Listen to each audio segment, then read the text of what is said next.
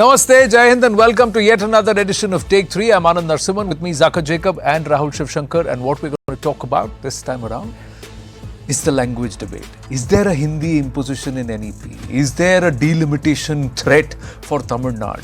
Or is it just the 60s rehashed by Stalin, because we're approaching election year and all the attention is going to be focused on Tamil Nadu? Somewhere the BJP has decided they really want to mount it up as far as Tamil Nadu is concerned. Zaka, where do you stand? So, I want to separate the two, like you said. I mean, there is politics. Clearly, Mr. Stalin is raising this issue because there are elections coming up next year. And, you know, fact is that over the last four years or so, the DMK rule purely on governance issues. I have friends there. I grew up in Chennai, so I want to add that caveat. I went to school, I went to college there.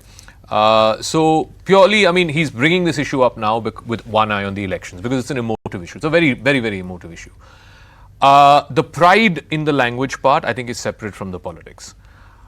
Growing up in Chennai, Tamil was always this language of pride because it was an ancient language, it was a classical language, and I didn't quite wrap my head around it till I actually went to China, and I saw the same thing with the Chinese towards Mandarin, right?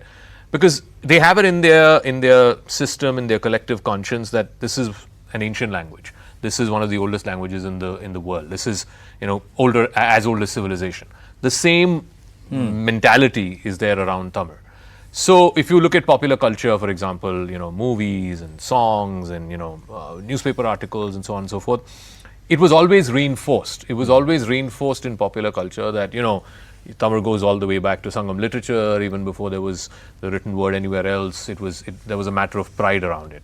Which is why it led to the 60s, the anti-Hindi agitation, and then subsequently, after the NEP got introduced first in 1968, all states at various points of time have eventually agreed to the basic understanding and the basic science that a three language formula works. The only state that's not accepted that is the state of Tamil Nadu, because of the emotive sort of nature of language in that state. So here what Mr. Stalin's trying to do is, like I said, he's trying to ratchet this issue up because it corners the BJP. No other political party in opposition or in government in Tamil Nadu can afford to be seen as opposed to Tamil, because he's made this choice very binary. If you're for three language formula, you're anti-Tamil. If you're for Hindi, you're anti-Tamil. He's made a very binary choice. Yeah, but that binary choice, how much of it is based on fact is one part. Because you said you lived in Chennai. I've been to Chennai. I've not grown up there. But yeah, I speak Tamil too. But does Chennai speak Tamil? Chennai doesn't speak Tamil the way it should be spoken. Well, yeah, so there is one certain measure that do the Tamil people really actually speak Tamil the way it should be spoken is another part. And if that is how you would want to preserve the language, then has the DMK really done as much for Tamil and to bring forth Tamil? Have they done it? No. 1968 NEP, Rahul Shivshankar, the diktat was the third language has to be Hindi. This NEP does not say third language has to be. It just says to increase employability, increase connectivity, you have to use a third language. It can be any language. That's what the NEP 2020 says. So how does Stalin's position stand now? Okay, there's an honorary Tamilian here. Non-resident. Non-resident, that's what I meant. There is a Tamilian here, and they were putting the Kannadiga/Kashmiri into the box. No, so I'm going to look, I'm very clear about one thing, and that is that India is a federal democracy. It's a federation of many states, it's a diverse country. We can't have a narrative where one claims superiority over the other, race, religion, language. Correct. Okay, so that first of all we should accept. Yes, there's politics at the back of this, and we see it in other states also. It's not as if this is only particular to Tamil Nadu. So let's put that aside also, because politicians are quite transparent. This wasn't happening 2 years ago, for example. Yeah. Suddenly, with the NEP, this, that, the other. And if you look at the fine print, as you yourself have said, Anand, the fine print tells you that there is no compulsion, Correct. To practice that language. Now, let's talk a little bit about the politics coming back to that from a national level. You see, this feeds into, again, this is my view, a sense of Tamil separatism that I thought we had sort of put behind with the episode of the LTT, etc. Now, I find it very strange because one of the big blocks in the India camp is the DMK. And then you have certain North Indian parties, and just expand the ambit of this discussion, move it beyond language into delimitation, which is representation. You have the RJD, you have the SP, big parties. I mean, the SP is no small withering party anymore. It's got lots of Lok Sabha presence. The RJD is on the ascendant. Some polls are putting it ahead even in the race in Bihar, right? Opinion polls. There's the Congress, of course, that represents a vast swath of India from across. The alliance is called India, but it is behaving very parochially, especially in this context. So I'm interested to see how the SP and the RJD look at Stalin, the politician. Will they say, "Theek hai, he has to do this for his election," and after that everything will be okay? If that is the case, I'm happy to look at it that way. But it can't be a zero-sum game, and I am afraid that when you say that, a language like Hindi is predatory, it has swallowed up all the other languages. Now there's enough evidence to suggest that pretty much all dominant languages do have an impact on dialects. I'm just saying, So, Mr. Stalin the other day. This business of pitting people against others, and look, I'm not saying the BJP doesn't do it, every party does it. Correct. But I think now we're getting to the point where, we are creating a lot of mini Indias, mini republics. Is it being deliberately Republics done for an electoral thing, or is there, like you said, a separate undercurrent of soft separatism? That's the worry, and I so think it that all should be feeds flagged. into the politics. See, I'm just saying, And that worries me. I speak many languages of our country because I've lived all across the country. My dad had a transferable job, so I've lived in different parts. The first core thing I always subscribe to is that one must know their mother tongue. Whichever state you belong to, you must be educated in that language, you must learn it. Then, of course, because there is this English thing, this whole perception that unless you know English, you're not educated and you need to go abroad, so you need to speak English. So there is English that's there. But a third or fourth Bharatiya language, if you learn, you just connect with people. The moment if I were to be a North Indian, if I land in Tamil Nadu, in Chennai, and I say Vanakkam and I say everything, there will be a difference. And if the same thing happens vice versa, that a South Indian comes to any other part of the country, into any other place, I would say lands in Mumbai and says Kasa ka hai? I don't know, the whole thing changes. The employability, not just employability, the reaction of the people and amalgamation becomes easier. So that's one part. So nobody is saying take away Tamil off the textbooks. No, nobody is saying that. They are saying introduce a third language so that the people of Tamil Nadu also know another language from this beautiful country that is India. That's the whole thought process.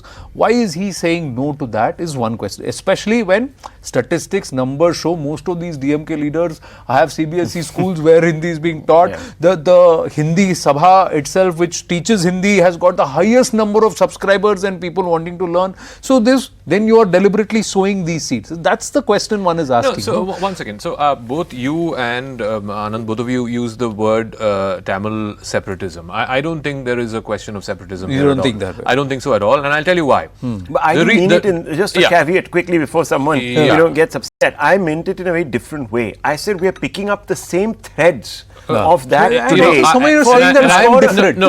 I'm different to score a political point, which I have a problem with. You could say sub-nationalism or whatever you want to use, but I don't think it's separatist at all. Because the reason why the DMK split with its parent organization, the DK, the Dravidar Kazhagam, was that the DMK believed in contesting elections through political representation. That's how it came into existence. People tend to forget much before Lalu Prasad Yadav allied with the Congress or any other North Indian Samajwadi party allied with the Congress. One of the first allies of the Congress was the DMK. Karunanidhi supported Mrs. Gandhi and her imposition of that is despite the Congress going after the DMK and what they tried to do. So my point is that I don't think making a language policy in a sense that brought in the Hindi equation. Any Dravidian party, I think that whole ship about separatism has sailed a long time ago.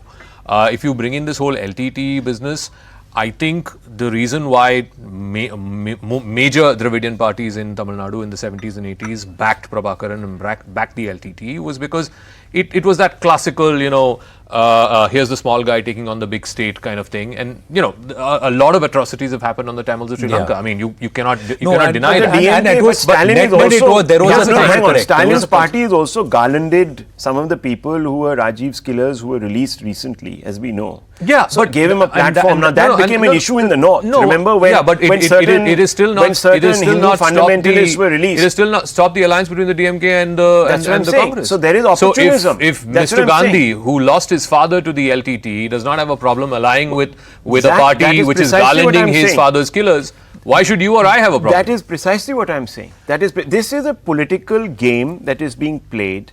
We are seeing it. Of course it is. So, and you can pull at different threads emotionally. So, the language thread, subnational identity thread. Is it okay for Mr. Stalin and the DMK to draw this binary? That if you support three language, you are anti-Tamil. Now, then, how is that fair? No. So how is that a fair narrative? Like Rahul said, the onus now is on all the other parties, right? So the BJP in Tamil Nadu is really caught between a rock and a hard place. They can't say we are against three-language formula because obviously that's been put in place by the centre. Every other state is following it. How can they say we are against the three-language formula? At the same time, if they say no, we are against the two-language formula, then immediately you're giving a platform to Stalin. The simple point is you say Tamil is always the first language. That's all. Now, why can't Mr. Stalin say that Tamil is always the first language? Now you let let Stalin and anybody else, I'm not even saying, answer why is a colonial language like English the second language and Indian language the third language? I'll get to that. Because, you know, the reason why we are having this conversation in English is because whether you like it or not, English is the aspirational language in this country. Correct. It's the language that you need to know. Once again, the language that you need to know to get employment, to move up the chain. I'll give you a family example. That is an unfortunate state of affairs. My dadi, Kashmiri lady who spoke both Kashmiri, Hindi and Punjabi, didn't speak any Kannada. My grandfather, Kannada speaking, also spoke, by the way, Tamil very well. In fact, they came from there, settled in Karnataka, in Mysuru, in Tumkuru really. And they refused to speak in each other's, they didn't want to give the other person so English was the choice language, which became the bridge, and everyone spoke in English, to the detriment of people like me who had to also speak in English, living together with all of them, and to the detriment of speaking any other language very well. So you don't speak any of the other languages despite being in a family that could have made you a polyglot. Exactly. Yeah. But I'm just saying, but in schools in Tamil Nadu today, is Tamil being taught? Is education being imparted even in the first language, that is Tamil? If for Mr. Stalin and the DMK, Tamil is the first language. For the BJP and the ADMK also, Tamil is the first language. Tell me in how many schools is Tamil being imparted and is knowledge being imparted in Tamil in the first place that you are opposing that a third language will cause problems? Again, the issue is, what he's saying is, look, I'm not saying do this in CBSE schools or ICSE schools or IB schools or any private schools. What he's saying is about state-run schools. The state gets to decide, right? What are the languages we're going to impart? He's not talking about CBSE. I grew up in Chennai. I went to a CBSE school in Chennai. We had 3 languages. I learned Hindi in school. Does the state-run school have a problem with Telugu? Does Mr. Stalin have a problem with Telugu? Why should Tamil Nadu state-run schools teach Telugu? Because the people of Tamil Nadu are not working only in Tamil Nadu. Those who are studying in so then go ahead and go to a private school. A state-run school. It's like saying a state-run school in Andhra Pradesh should teach Tamil. They won't. Why should they?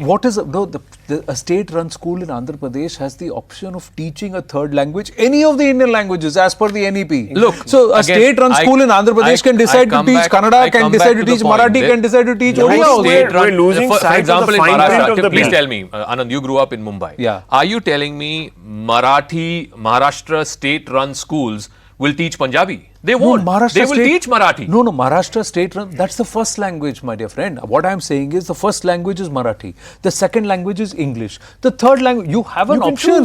The third language you can choose. Why can't you offer that choice to a child who wants to learn or a parent who wants to teach that child another language? The limited point that he is making is, you want to learn a third language, go to the CBSE schools. Chennai, in fact, consistently tops in the CBSE rankings for class 10 and class 12. Consistently tops every year. But then there's no dearth of CBSE schools in Chennai. How is he being fair to those who are in a state board or a government school? And that applies to any state. Exactly. I'm not saying.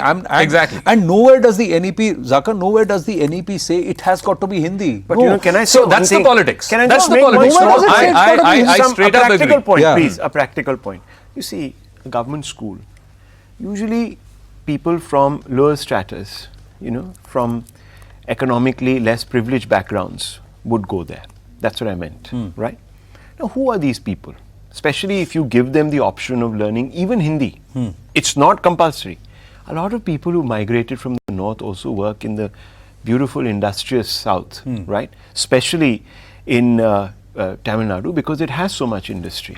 Where's the labor coming from? Now, they should get an option to learn a language that they will also speak when they go back home. You've hit the nail. Otherwise, you'll be like me. No, the data shows about 10 to 12% of the population, the voting population in Tamil Nadu, hail from Andhra Pradesh. Exactly. So if the third language is Telugu, it is only helping them learn their mother tongue. And So I don't understand. If it's an option, the point is, then if where it is was, that see, I'll tell you freedom of what, choice? had the NEP said it has to be Hindi across the country, I would have joined issue with Mr. Stalin and said, I'm standing with you. It cannot be imposed. It cannot. It's not being imposed. In Chennai, when I was growing up in the 90s, and I'm giving away my age here, I don't know why, but in Chennai, Hey, you're younger than me, than me also, frankly. the second highest population of speakers, native language speakers, was Telugu. In fact, I think there were as many Telugu speakers at that time, maybe it's changed now, but there were as many Telugu speakers in the city of Chennai as there were Tamil speakers. But that is not the same thing as a state-run, government-funded, government-owned school teaching Telugu. No, why but, should it's not the first language, Zaka. It's the third language. I'm just saying. The second language is English. It was always English. In Karnataka, if you go to Bengaluru, where's the freedom of choice, man? Most of the people, they speak Kannada. They plus either Tamil or Telugu. Exactly. So there's a 20% Tamil population in Bangalore. For that 20% Tamil population, don't you want those Tamil people to